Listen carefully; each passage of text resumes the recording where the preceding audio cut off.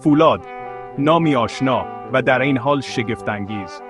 از برج‌های سرد به فلک کشیده تا خودروهایی که در خیابان‌ها می‌تازند، رودپای فولاد در جای جای زندگی ما دیده می‌شود.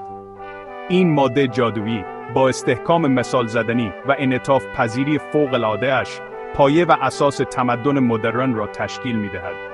اما آیا تا به حال به این فکر کرده اید که این غول فلزی چگونه متولد می‌شود؟ از دل سنگ تا کور سوزان، تولد فولاد خام. سفر حماسی فولاد از دل زمین و معادن آهن آغاز می شود. سنگ آهن استخراج شده، پس از خرد شدن و طی مراحلی، راهی کوره بلند می شود. در این کوره های غول پیکر با دمیده شدن هوای داغ و افزودن موادی مانند کک، آهن مذاب از دل سنگ آهن جوشان بیرون می آید.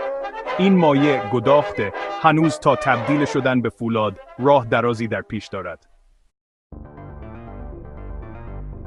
ورقهای جادویی، شکلگیری فولاد به دست صنعت.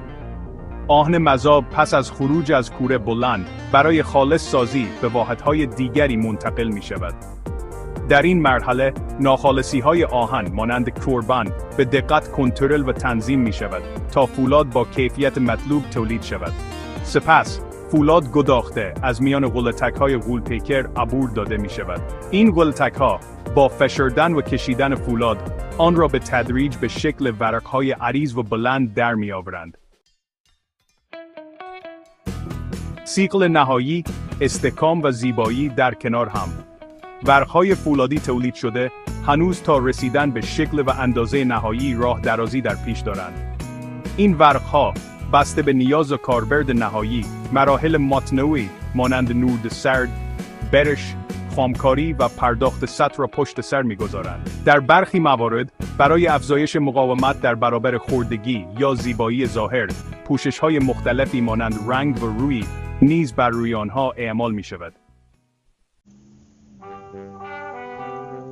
هزار چهره فولاد از آسمان خراش‌ها تا لوازم خانگی. ورق‌های فولادی به لطف ویژگی‌های منحصر به فردشان در صنایع متعددی کاربرد دارند. از اسکلت‌های فولادی، آسمان خراش‌ها و پل‌های معلق گرفته تا بدنه مستحکم خودروها و لوازم خانگی بادوام، همه میلیون این ورق‌های جادویی هستند. استحکام در عین انعطاف مزایای ورق‌های فولادی. اما چه چیزی باعث شده تا ورق‌های فولادی تا